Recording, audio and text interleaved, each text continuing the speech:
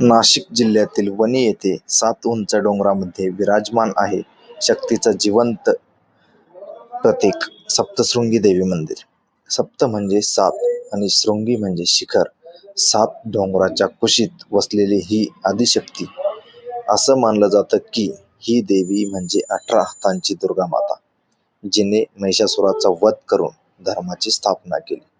इथपर्यंत पोहोचण्यासाठी शेकडो पायऱ्या चढाव्या लागतात, पण प्रत्येक पायरीसोबत भक्ती वाढत जाते. नवरात्रोत्सवात तर लाखो भाविक जय माताजीच्या जय घोषात संपूर्ण डोंगर दुमदुमून टाकतात.